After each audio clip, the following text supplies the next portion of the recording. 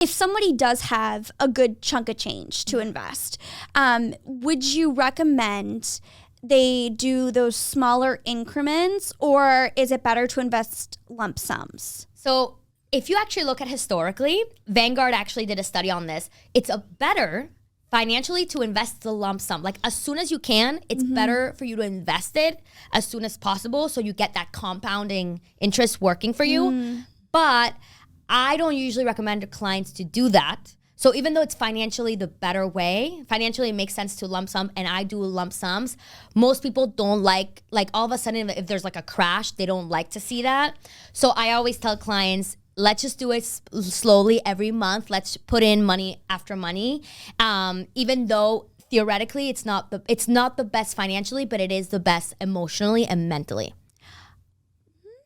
So That's sometimes, a good way to put it. Exactly. So sometimes, a lot of the times, these studies show that it's better financially to do something, but at the end of the day, you're the one that needs to sleep at night, and most people are not going to sleep well at night if they put all their money at once. Right. So that's the reason why I usually recommend to do it every single month. Wow, that's really, really great advice. Peace of mind is priceless. Yeah. So honestly. And that's what I say. Like sometimes people are like, you should be doing this, you should be doing that. Some clients like to keep, $50,000 in their checking account because they need it.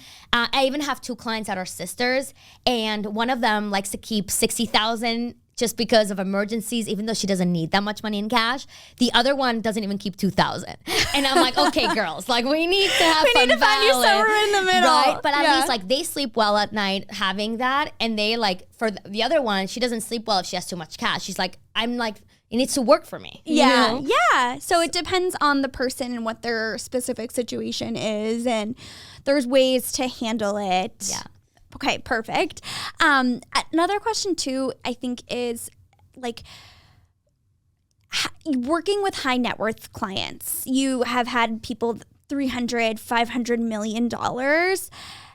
Is there a certain salary or amount of money that a person makes that you would say, I don't think that a financial advisor is necessary? Like, does a specific threshold need to be met? Obviously, most people here listening, myself included, in this area, we don't have $500 million.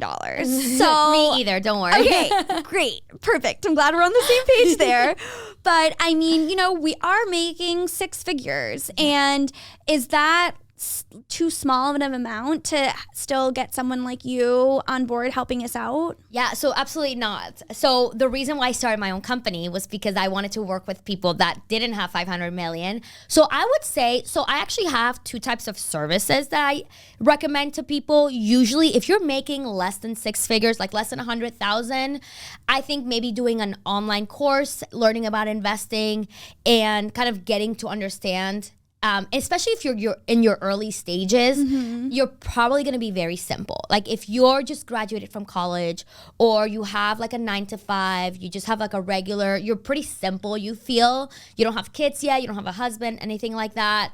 You can probably maybe do like a one-time thing with a financial advisor and kind of set yourself up, which is something that I created for people that didn't really need ongoing help, because I'm like, you're going to be paying for nothing.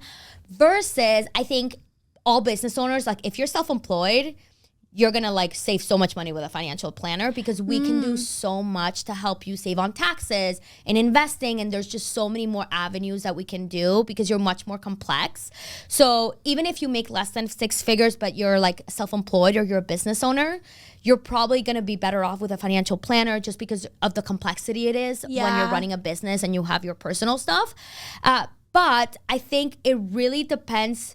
If you're single and you're like renting a home, you don't really have you're just kind of doing, you're probably just better off maybe hiring a financial advisor once, or doing like a course type of thing. Okay. Learning about investing a little bit and then kind of doing it yourself. Because then it can kind of run itself. You can get it set up. And forget it. And exactly. Cool. And that's actually one of the things that we created for people that I was like, I don't want you to pay me forever, because this doesn't make any sense. How very considerate of you. Well, they say, like, at the end of the day, it's my reputation and it's also the client. I don't feel good taking someone's money that I don't feel like I bring value. And so what we started doing, these like VIP days where we would set up a client, set it up, and then we set it and forget it. And that way I know that you don't have to keep paying someone ongoing, especially if you're better off just keeping that money in your pocket. That's awesome.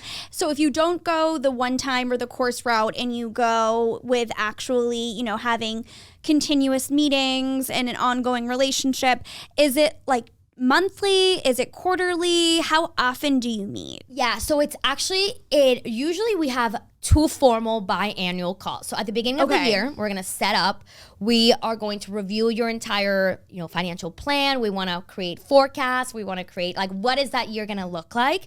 And so we can work like ongoing, and then we're always there, like we can hop on Zooms, things like that. We're always in contact, you know, updates, things like that.